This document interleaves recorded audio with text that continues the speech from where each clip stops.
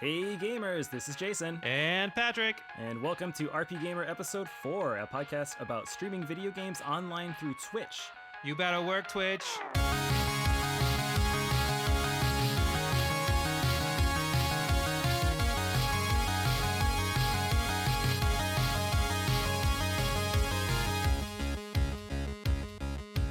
For today's episode, we have our very first guest host. Please welcome Jet from In Third Person. Yay. Jet, yay, Jet. Welcome, Jet. You and I have known each other for over a decade, which is hard to believe. That's crazy. But why don't you introduce yourself to those that have not had the pleasure of meeting you so far? First off, thank you, Jason. And yes, we've known each other for a long time and collaborated on a number of different projects and podcasts and streams and all that stuff. So it's always awesome working with you. Pleasure to meet you, Patrick. Looking forward to working with you on this. Ditto. And as for me, I'm Jet from inthirdperson.com. Personal look at video games, board games, and other nerdy pursuits, aka the hottest calves on Twitch. And I have been creating gaming-related content for over a decade. I started my blog called inthirdperson.com back in like 2009. Was writing for another site called Splitkick for a bit, where I brought in Jason so we could do a podcast for a bit. Then I've been making videos on YouTube, and I started streaming at the very end of 2016. And I also joined TikTok this year. So there's that. Jason is playing a TikTok currently. Oh. It's one of the games I'm streaming is the subtitle is TikTok Travelers, but it has nothing to do with TikTok, or at least not yet. We're not sure. It would be better if it did, though. If that game ends and somehow related to TikTok, I will be very surprised. And this is how TikTok was created.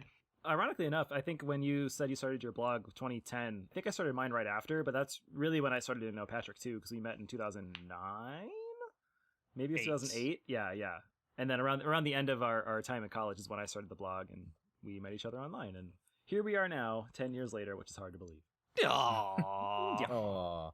Jet, we're both super excited for you to be here today because we're talking about something that is really popular nowadays, streaming for video games. Jason and I have been streaming for about a few weeks, maybe a couple months now. And Jet, I've heard you've been doing it for 4 years. Is that right? About 4 years. I started on like the very last week of December 2016. Did you get a new system then? Is that kind of why? No, I'd been making videos for years, and around that time, streaming was starting to pick up steam. Like, I'd been watching stuff like Twitch since Twitch Inception. I was watching mostly fighting games. Is that the sequel to Inception? Is Twitch Inception? The inception of Twitch. I mean, it Twitch started as Justin TV. Some of those people might still be, like, there might be megastars now, or they might have just fallen off the face of the earth. They might have done both. So I was making videos at the time, and I started streaming because I figured, I'm gonna record this video anyway, why don't I also live stream it? And if someone happens to show up and watch it, great. If not, that's okay too, because I will have made the video, which was my ultimate goal in the first place. I ultimately grew out of that strategy because I hated having streams with 0 viewers in it. But we'll get to that. Yeah, definitely. I think Patrick and I wanted to have the discussion with you today about that exact topic, your Twitch journey, and then what inspired you to start streaming. Any of the challenges that you faced and you had to overcome, or you possibly are still overcoming, and really just in general, the joys you get from playing games and creating that online content with your viewers. So we kind of had this set up as sort of a free-for-all, but kind of like an interview process. So if that's cool with you, we can just jump right on in. Sure. Well, I was going to say this topic is super relevant and important to me because, I mean, Jason, I know you've been streaming for a while. My past life as a teacher, I didn't really have the opportunity to do that. I know some people will say like, well, you know, you could stream, but I was always very nervous about not being able to be my true self while streaming. I didn't have an Instagram. I didn't have a Twitch. I didn't have like most forms of social media. And now that I'm not teaching anymore, like the gates are open, but it's terrifying. Like it's super terrifying putting myself out there in this completely new area that, you know, I'm good with games. I've been playing games my entire life, but really opening up and showing the other part of yourself about your personality. So this for me, like I'm coming in as the novice and I'm so open to all this. I think it's great. That's wonderful. That actually kind of leads into the first question I was going to ask. Patrick kind of put it perfectly. We're a new channel with twitch.tv/RPGaymer. So we kind of wanted to see what were your experiences as a newbie streaming with your very first stream and kind of how that started out for you. streaming at the beginning, I mean, it's Mhm. still hard. It's a struggle. I mean, I wouldn't say a struggle all the time. Like, I still love doing it, and I'm fortunate with the success that I have achieved in that time. But I discovered that streaming's difficult, and it took me a long time to realize the things that I was doing wrong and just like the realities of streaming as a whole. I started streaming on YouTube. No one found me. I jumped over to Facebook. I learned that Facebook streaming is a scam. I would highly recommend you stream anywhere but Facebook. Okay. Yeah, so- but please. let's I mean, spill like, some I would be tea. like, Let's let's do spill this some later, but I actually All right, really want here to we do go. this right now. Tangent. Here we go. All right. So I had just started streaming on Facebook. Like I thought it was really cool seeing like Capcom Street Fighter streams show up on my Facebook page. And I was like, people aren't really streaming here. Let's try that out. Maybe I just need to be on another platform and people will find me there. Some of my first streams, and I remember they were NBA Playgrounds, the sort of new NBA Jam, but it had really gross Yep. microtransactions in it. I did 2 streams back to back, like on 2 separate days, and they averaged over 400 views. And I was like, oh my God, like I made it. I'm here. We're done. What I found odd was that nobody chatted at all. I was also getting a lot of ads from Facebook saying like, hey, you should buy some ads to get people over to your page and your stream. And I just ignored those. And not long after that, just went back to 0. Huh. I thought that was really odd that, hey, I had all these viewers and then they all just disappeared. And just based on things that I've learned since then is that a lot of the numbers on Facebook are kind of fishy and they're very sus. I felt like I was betrayed. I didn't understand that I thought I was doing something wrong or I was playing the wrong games. What I didn't know that I was just being played by the system. Really, no one cared about my stream over That's so there. discouraging. What's weird yeah. is I thought you were going to say the odd thing was that you were playing sports games. But it, well, that's but it turns too. out it was really just that everyone was pretty much a bot. It was a bot, or they were just serving it to random people that had no interest in my content whatsoever. They do stuff like that to try and encourage you to give them more money. That's devious. And I streamed on that platform for many months thinking like, oh, this next one's going to be the one where I get people back. This next one, and it didn't happen, and I just gave up, Wow. and I moved over to Twitch. And I would love to say that everything was a happy, great time at Twitch. No, I also still had 0 viewers for a long time on Twitch too. Well, I do appreciate your all tea, all shade because all the drama can exist on RPGaymer. Yeah, that's Is fine. the subset of why we exist. Let's talk about that. I actually watched a YouTube video earlier today just to kind of like prep myself maybe a little bit, generate some other questions for a discussion. The thing that always pops up the most is 0 viewers. I feel like Yeah. that's the most common word of anything that when you're looking up and how Jason and I have talked about this because I'm someone, I feed off of the energy of other people. So if I'm not performing for other people, it's really hard for me to perform. Let's talk about like 0 viewers for you. I really want to hear about like what that was like for you at the very beginning and how did you feel about the process and really sticking through it? I think that's actually an excellent topic because I can bring some stats to this Bring the conversation. Oh, stats. sweet. Oh. Data! There are some amazing sites, twitchtracker.com and sullygnome.com. Selling that gnome? have Sully Gnome, Gnome. Like Yes. Sully, And like Sully the Gnome. guy from Uncharted, Sully. Oh, or the guy from Monster Sully Yes. Gnome. Okay, Yep. okay. Sully Gnome. Okay, Right? got you. They have stats on individual channels. They have stats on directories. So, like, you can look at the Fortnite category, see how many people are streaming there, how many viewers per streamer. You can look at Twitch as a whole and see how many people are streaming. One of the grim realities of Twitch is that there are more streamers than there are viewers to populate those streams. I think the stat is now like 27 viewers per stream in a world where all of them are spread out when just 4 years ago it was like more than double that. Wow. Wow. So yeah, the combination of just like way more people getting into streaming, but then the actual streaming audience isn't growing as quickly as the number of streamers. Yeah. It gets spread pretty thin. On top of that, just the nature of Twitch and discoverability and the directory system, if you're just a user on Twitch and you want to go to the Minecraft section, for example, you're going to click on one of the ones that are at the top. There's 20,000 people at that one. I'm just going to click on that, and they're probably a good enough streamer to warrant 20,000 viewers. I'm just going to stay here. If you flip it, you sort by low to high because you're really adventurous. And you're like, I want to find that 0 viewer gem. You're probably still swimming with hundreds of other Minecraft streamers who also have 0 views. And on top of that, a lot of those streamers aren't great or haven't figured out what they're good at yet. And so when you look at the stats, I think it's Solino.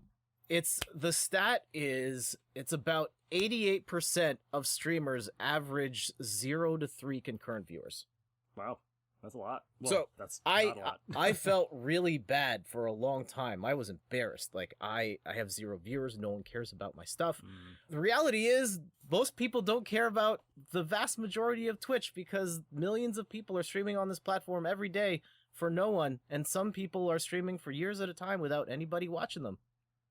Kind of reminds me of social media outlets like Facebook or Instagram when people do their posts, and how if they don't get the likes that they feel they need, they get really discouraged when it should be more about your personal enjoyment with whatever you're capturing than it should be about how other people feel about it. Social validation kind of makes you feel better sometimes. It's a weird thing, and I've gotten a little more empathetic about it, especially since I've gotten on Twitch. Like, I hate when people are like, you should just stream for fun.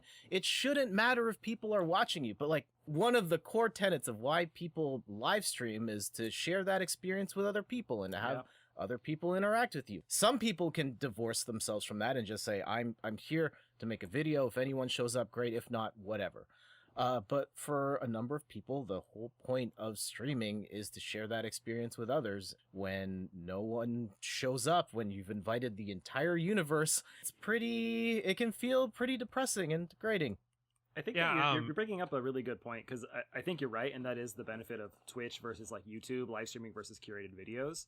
And that unique aspect of having someone watch you while you're playing is kind of great. But how do you really interact with those people and make it fun for them? Because everyone can play Minecraft, like you said, but you're gonna stick around because you enjoy that person. So how do you build that sort of fan base? Ooh, this is the big thing. So I think getting around to my point of the story, the redemption arc that I'm still on. The redemption arc. I think the fundamental the rising action of Jet's career. Yeah, the rising action. There was a couple of things. Like, I didn't understand the medium of Twitch and how long does a show run? What do audiences want to watch on Twitch? What can I do to stand out? Like, all of those things I didn't understand. Like, as I was saying at the beginning, I was using Twitch as I'm just making this video, and if anyone tunes in, great. That makes for a terrible stream. I was doing that at weird times of the night because that was just what was available to me. I didn't promote it anywhere. Even if people did find me, like, it wasn't a great streaming experience. And so I just had 0 viewers for a long time. It wasn't until like I started to understand the medium and watch other streamers, watch advice guides, and get a better understanding of like, why do people watch a live stream versus watch a YouTube video versus watch a TV show or listen to a podcast, and realize like, what is it that makes this medium tick? And then what is it that I can do in this medium to make it worth someone's time to ignore all that other stuff and come watch my stream?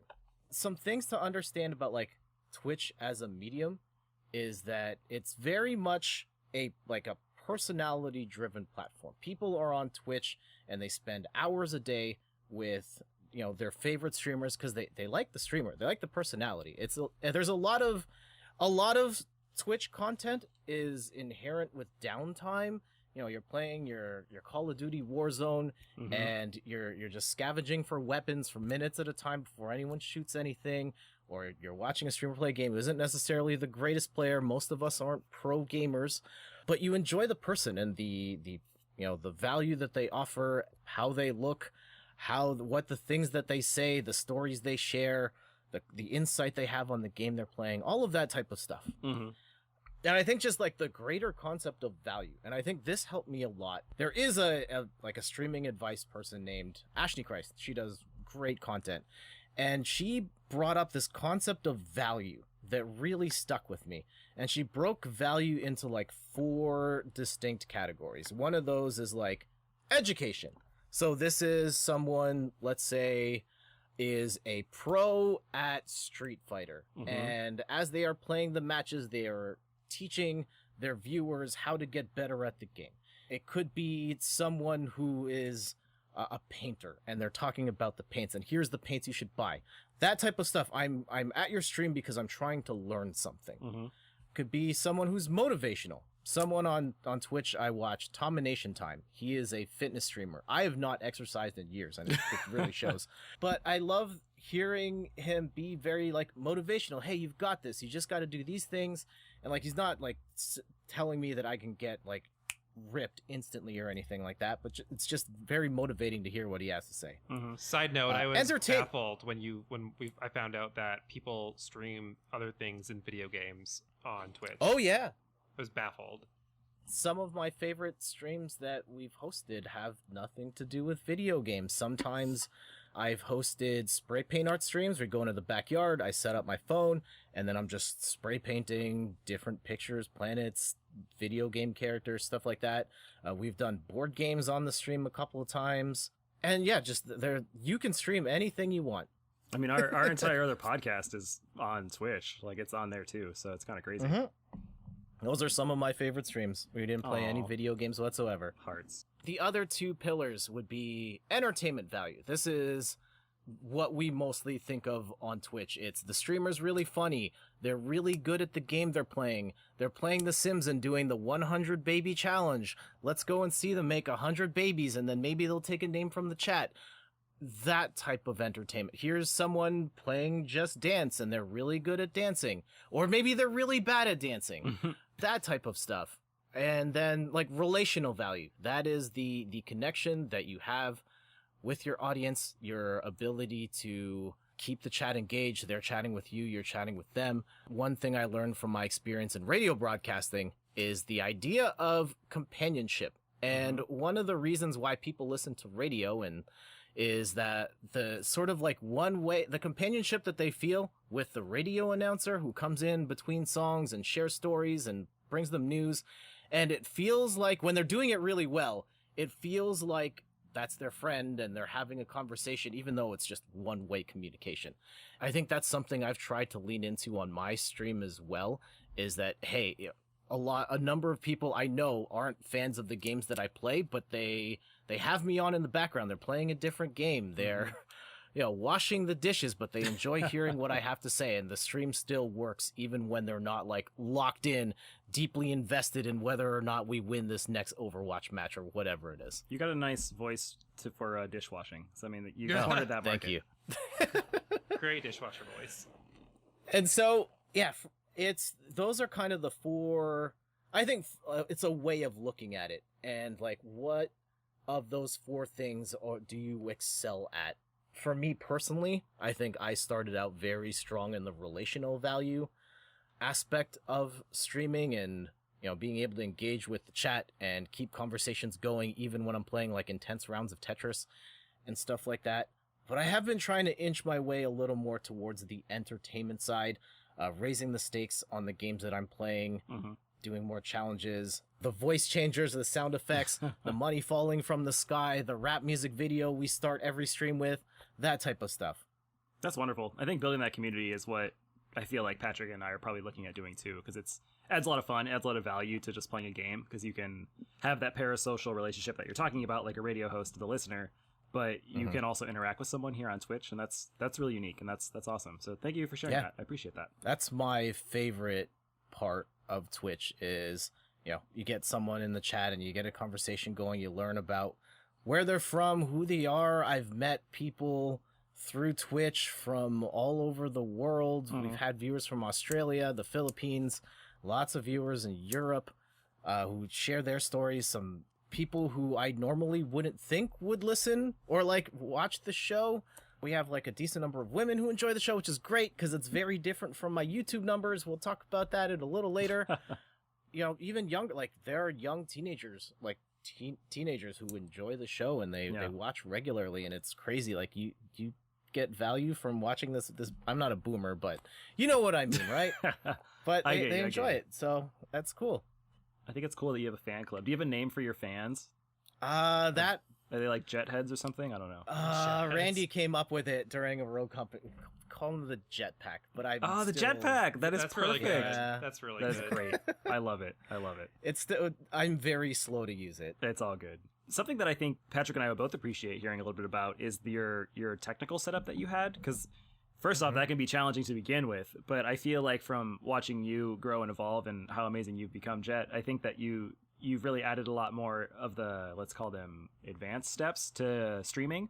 And I think that's what a lot of gamers want to have in their stream, and they want to have that to communicate with their streaming like community, but it can be challenging. So like, where would you start, and how did you kind of evolve into what you got now? Tech is definitely like a hot button topic. I feel like there are a lot of people who are sitting on the sidelines saying, I can't stream because I don't have the right equipment, I don't have the right microphone, my computer's not good enough, I don't have a capture card, whatever other things. Mm-hmm. And then on top of that, there are people who are like, oh, I've got just this blue Yeti Nano. I can't be a Twitch partner because I don't have a Shure SM7B and a Go XLR, and I need to spend, $1,000 more on my I don't think most of that is necessary.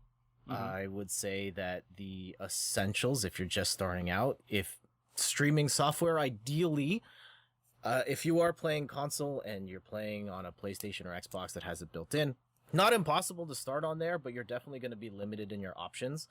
Ideally, you would have a PC of some sort running streaming software like an OBS or a Streamlabs OBS. I'm not the biggest fan of Streamlabs OBS. This is not the time to throw shade at that particular platform. That's a different Whatever podcast. You're using, don't worry. They're actually they're the sponsor of our podcast. So no, we're gonna cut that out. That's okay. I mean, the people of Streamlabs also own Logitech, which is this microphone and the two cameras here, so they got my money. Yeah.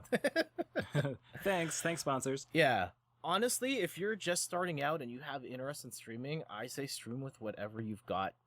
You don't need a super beefy PC. If you've got one from like the last 5 to 7 years, you can probably do a 720 stream. The computer I did most of my streaming on, this one that you can't see it, I'm kicking it under here. It was from 2012, and I started using it in 2018, and it barely did 720p, and it took me a long time to figure out the issues I had with it, and I did have to buy some stuff to make it work. But it's possible. I know people who stream off laptops that are like 6-7 years old, and it works fine.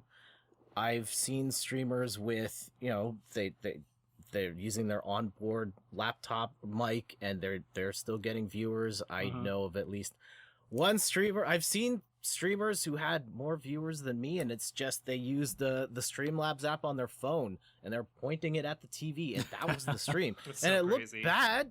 Sure, it didn't look great, but they still were generating content that people wanted to watch, and they had viewers. That's great. As you as you move away from the guerrilla tactic of a phone shooting at your screen, like what would you suggest is like a next step for an intermediate going to an advanced streamer? In terms of a technical setup.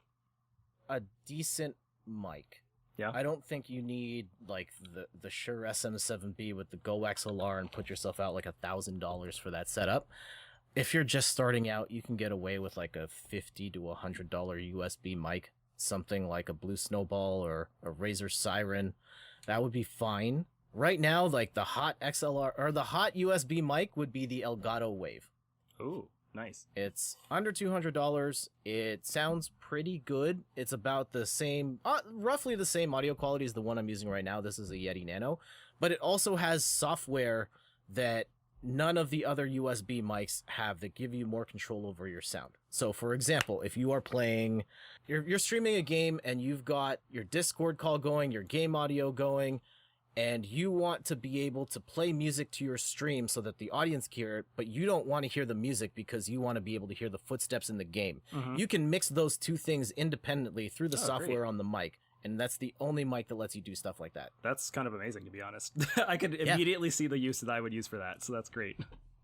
In a world where I did not buy this mic on sale just a couple of weeks before it got announced, I probably would have gotten that one instead. That said, I like my Blue Yeti Nano, and I've gotten a lot of use out of it and figured out some tricks to make this more functional in my setup too.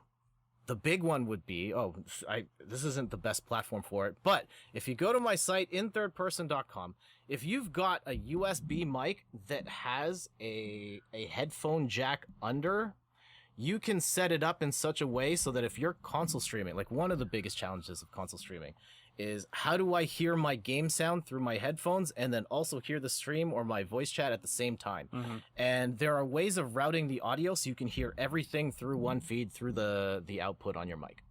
Legit. Jason and I actually were talking about that recently when I was trying to do a practice stream with myself, and there was a 1 second delay, and I would stop talking halfway through a sentence because I would start hearing and listening to myself talk. And my husband, my husband would look at me and he'd be like, "Are you having a stroke?"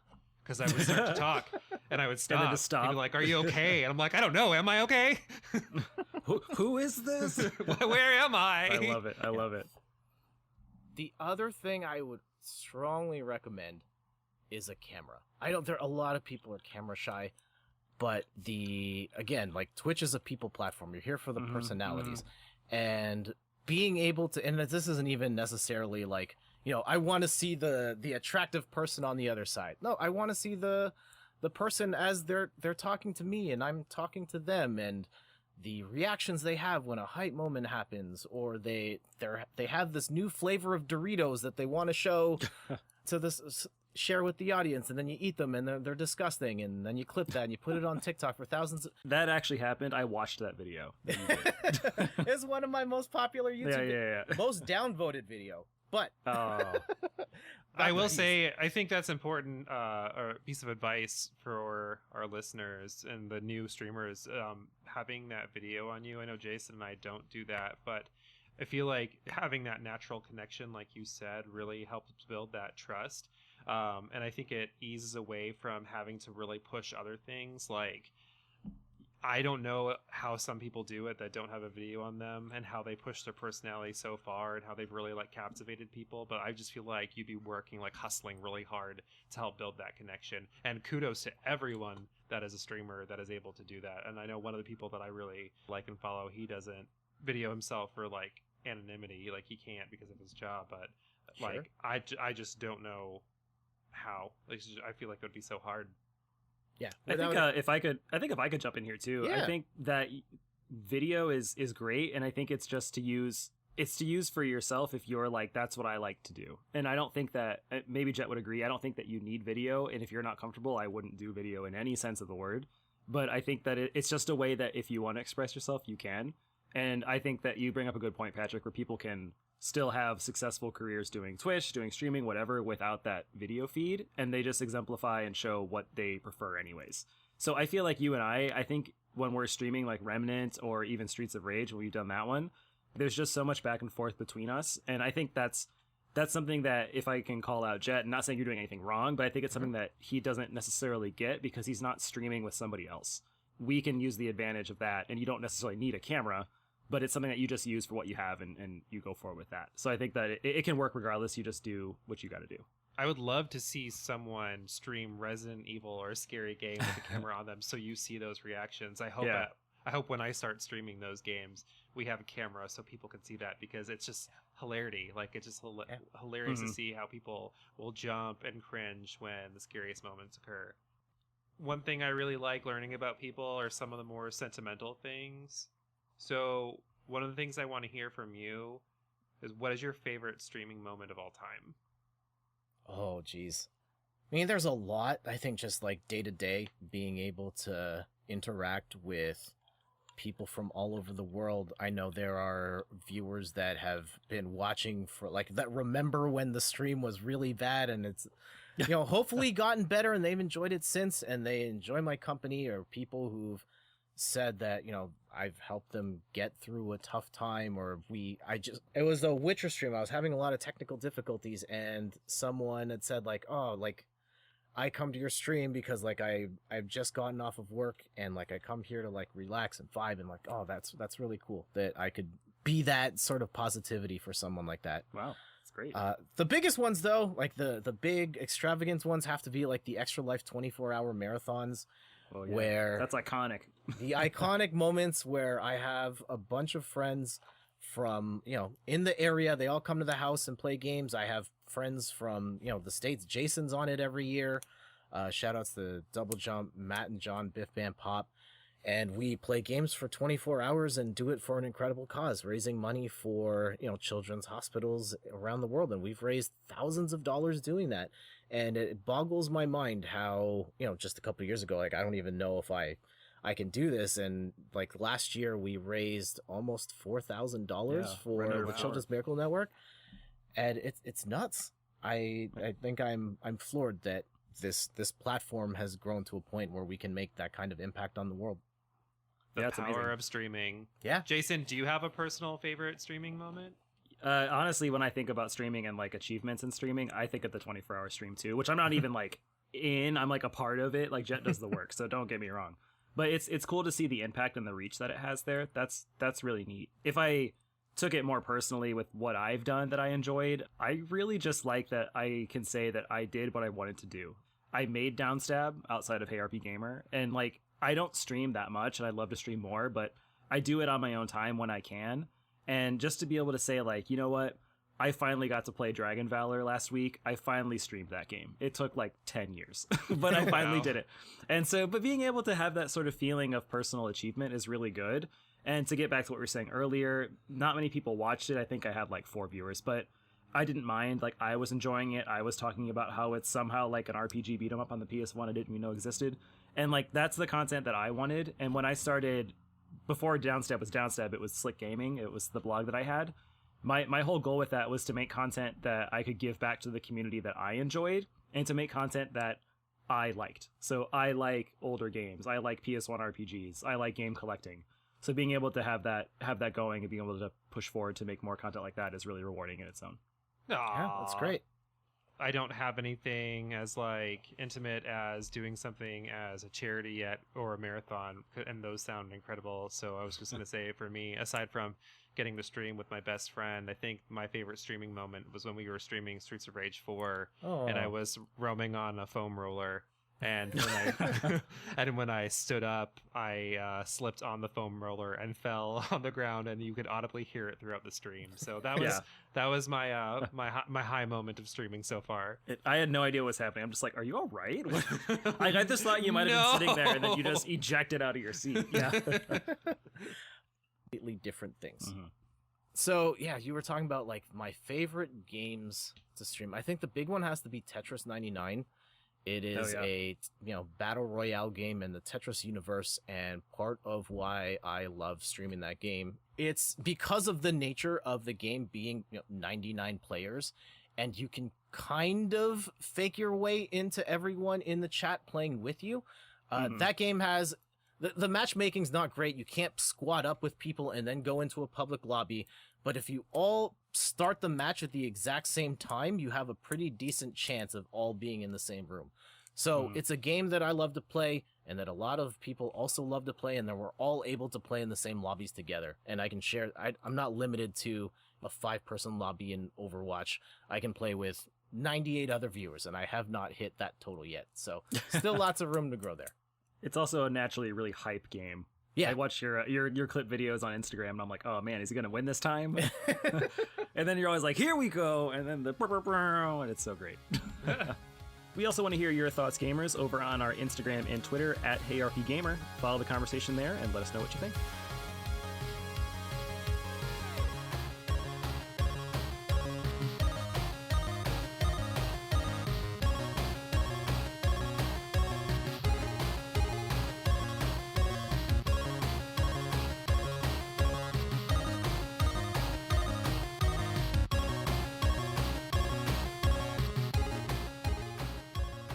And we're back, and to my personally favorite part of the podcast or episodes is talking about what games we're playing. And we're going to start out with our guest. Jet, what are you currently playing right now? Lots of new Pokemon Snap. Ooh. Please the hype. please tell. So I think I have a weird history with Pokemon. Like at the time when it first came out, I was a impressionable teen that thought Pokemon was for little kids. My brother, I can't count him little, he's taller than me now. My brother Randy was like prime Pokemon age. And so like I saw Pokemon as a franchise of like, that's for him. That's for kids. I'm a grown up. I'm gonna play cool hardcore stuff. So I largely ignored Pokemon. I did play a little bit of the original Pokemon Snap.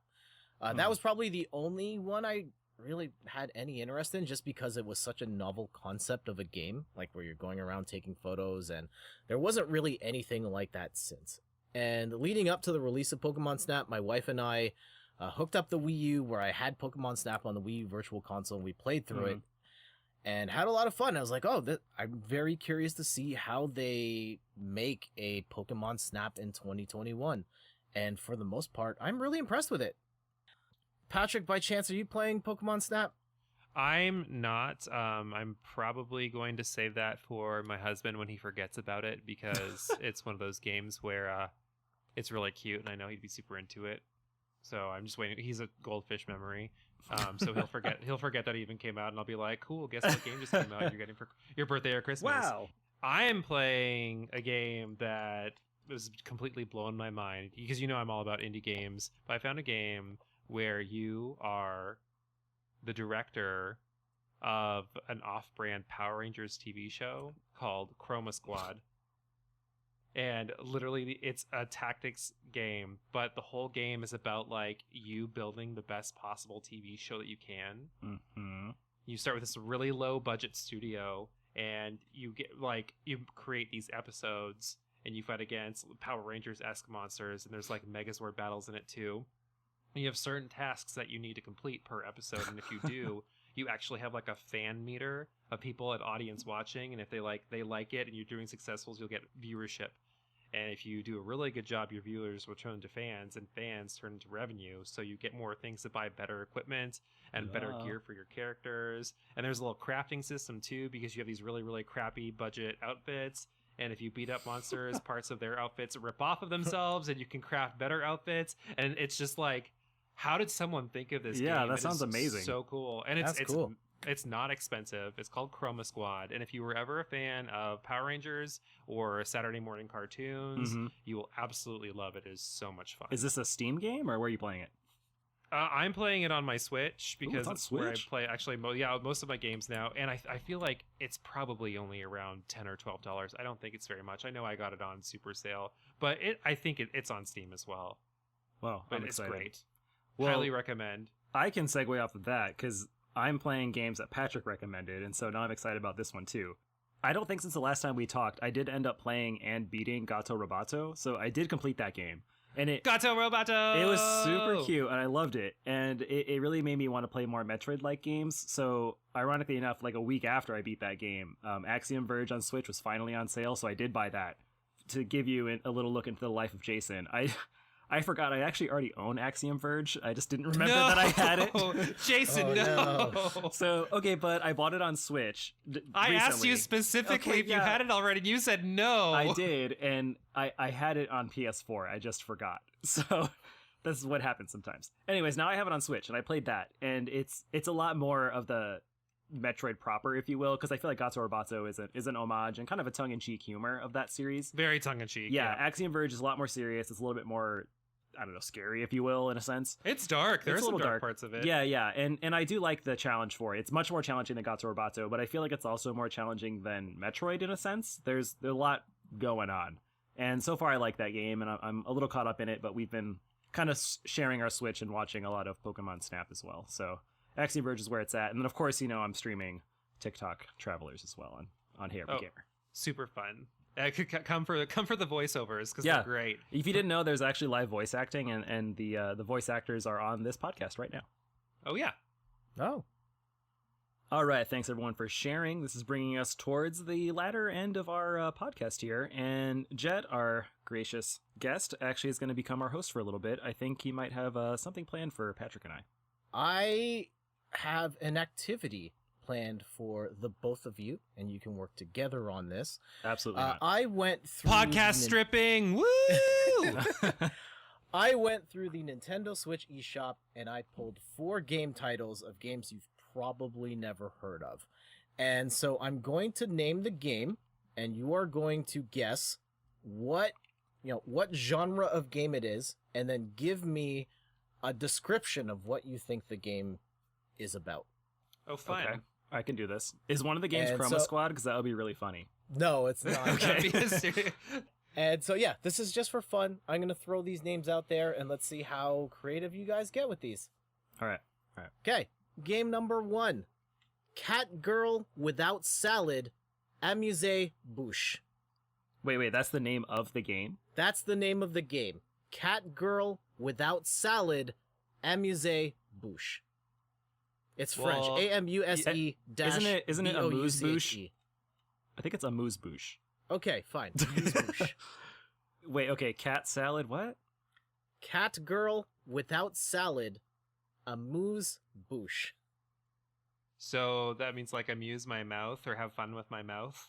Amuse-bouche it's a French term, but it's a culinary one, and it's I think it's like when you're ordering like a multiple course meal, the chef can prepare whatever he wants to give you as like a sample that has nothing to do with your meal that you purchase. That's like the amuse-bouche.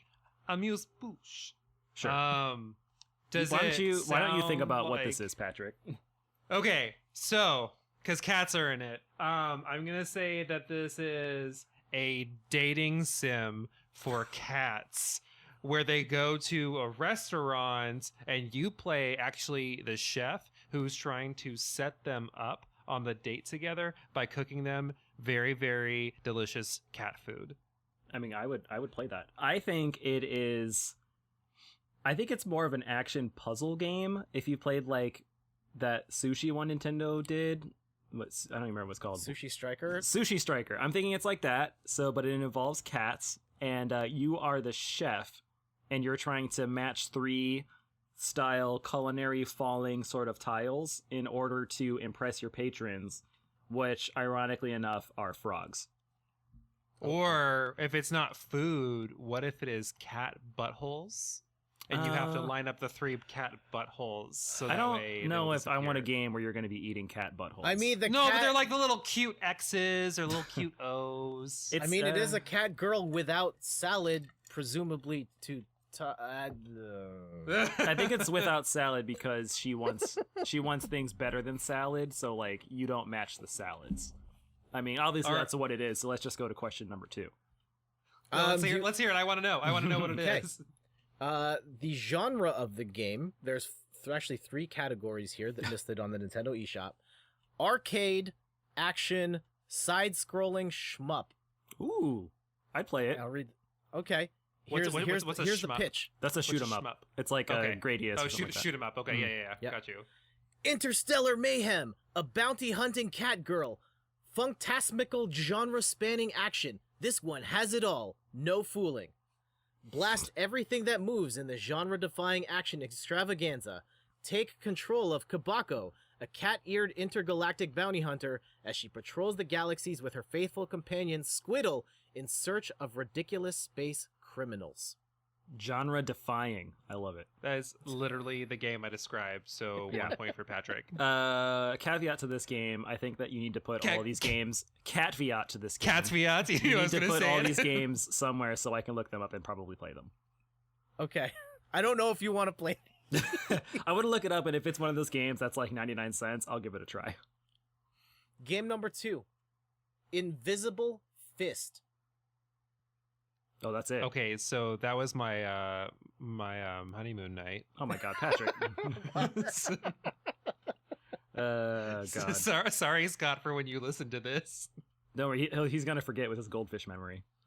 Okay, so it's called Invisible Fist. I can go first on this one. Okay. So, Invisible Fist is very obviously a game where you know how the character Rayman doesn't really have arms, but he has appendages still. So it's like that, but reversed. So you are a person, but you don't have fists that you can see, but you actually have them. But the really interesting thing is you're actually a violinist and you're trying to play a violin, but you can't see where your hands are to play said violin. And the game actually is pretty impressive in that you need to use both Joy-Con, or at least one, as the bow to the violin, and then the switch is where you actually like strung over it, and it can somehow detect, because the switch does that you're in certain places, and then it plays the songs accordingly. And this is categorized as a music simulation game. Okay, All right. I'm gonna say that this is a dating sim. You know for these dating cats- sims. for cats, where you pet the cat with an invisible fist, and based on how loudly the cat purrs, it attracts other cats in the neighborhood, and whatever resonance it makes, if it matches with another cat, that is the cat that it dates. I think your ideas are better than what these games actually are. Invisible Fist is a strategy RPG. Oh my god. Create a What? $1 billion startup, try to pay off your student loans, or wait in line for food stamps, and fight the invisible fist of the free market in this late capitalism card game. Okay, I did not expect that was going to end in card game. Capitalism. I love it. Oh my god. Fun fact about Jason, I love the card game like subcategory, so I'm actually legitimately interested in that game. Oh, okay. I mean, move over, Slay the Spire. Here comes Slay the Invisible Spire. Fist. So good. Oh, such a fantastic game. All right, what's the next one? Next one. Okay, there's 2 more left. Pig Eat Ball. This was also There's a no game we played on my conversation. honeymoon. You say it. This is all you, Patrick. You go The first. game's called Pig Eat Ball. There's no commas there. It's just Pig Eat Ball. Oh no. I don't we're gonna like Do we know what it's Is there- rated? Yeah, I was gonna say, is there a rating for podcasts that's above R? Because I'm about to take it there. Like I'm gonna take us there. Okay, so this game is about my cat, Oh my god. Tyson, who's a hefty little boy, and he swallows bouncy balls.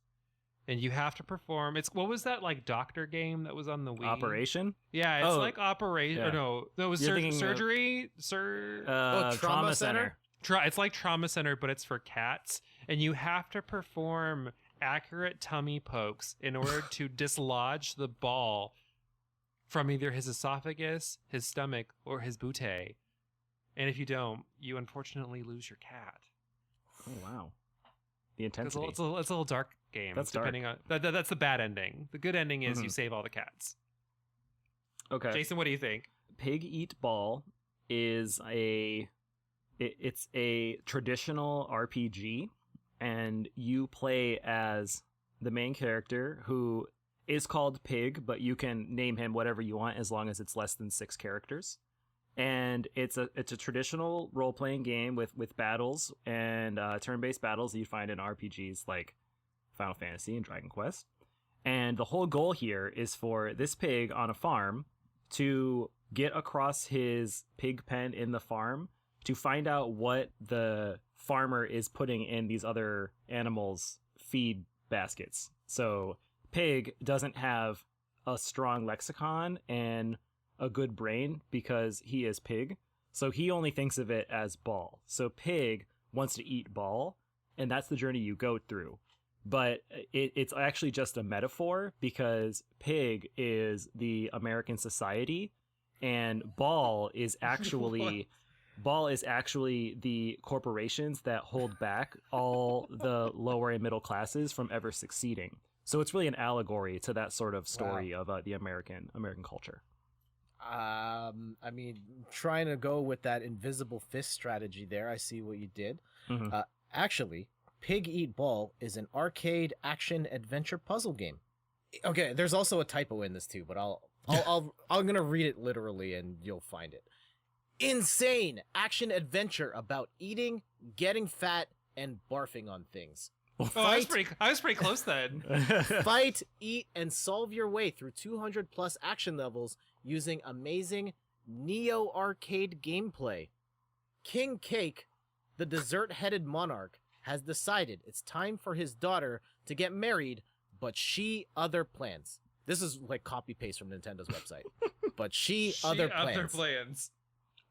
The king has devised the royal games in which the winner will marry Princess Bo. Since she can't talk her father out of it, Bo decides to put on a disguise and enter the competition herself. Along the way, she discovers a nefarious plot that threatens all life aboard the space station Kingdom. Can she get to the bottom of things before it's too late? And win the royal games at the same time? What does this have to do with pig eating or ball? Like, so she is pig and barfs up on things? I am watching a video of this game and I have no idea what the fuck I'm looking at. Like, I literally could not tell you what I'm looking at right now. Like what the fuck is this game? Mm-hmm. There's a cat that has tennis rackets for wings? Like, what the hell? What is this game? Jed, are you making this up? This isn't a real game. No, this is a real game. Wow. What? The bottom of the barrel is low, my friends. Yeah, apparently. And we're scraping it. It's covered with pig eat ball. All right, one more. One last one. Sally Face. Wait, Sally, like a girl's name might be Sally? Yes, the name Sally Face. It's 2 words. You go first this time, Jason. Okay, so Sally Face is a competitive 2D fighting game, and the goal is to defeat Queen Sally to get the title of Sally Face, and the combatants are all anthropomorphic wolves, and they want to defeat the evil Queen Sally, who is actually a human girl. And it's really an adaptation of the story Little Red Riding Hood. So you and one of 13 plus 3 DLC characters can be different types of wolves as they try to defeat Queen Sally and become the Sally Face, because this game is rated M, and in Sally Face, that face is ripped off and put on you as the victor. Sally Face is a tactics RPG about an up-and-coming drag queen named Sally Face, who lip syncs for her life against other up-and-coming drag queens in order to win not RuPaul's Drag Race. That's what it's called. It's called Not RuPaul's Drag Race. Shantae, will she stay? Mm-hmm. All right, what is it, Jet?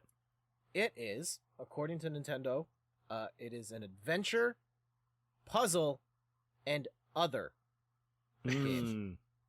A dark mystery is unfolding. Delve into an unsettling adventure following a boy with a prosthetic face as he uses his handheld video game system to speak with the dead and learn their stories. After a string of mysterious murders, Sal and his 3 friends discover something truly sinister, casting shadows over their small town. That sounds interesting. That sounds terrifying. I also just Googled images from this game and it looks terrifying. Like, oh, really? I feel like I would rather rewatch Salad Fingers Oh, than play Salad this game. Fingers. And when you said Sally Face, I'm like, oh, did he just say Salad Fingers? Is Salad Salad Fingers a game? Fingers? Because I would totally play that game. But nope. Sally Face. Oh, look at this picture. Okay. So, Jet, how did you find these games? Did you just type in a letter and then scroll to the bottom and just see it? I went to Wikipedia and looked at a list of all Nintendo Switch games and found 4 weird titles that you probably haven't heard of. I have heard of none of them.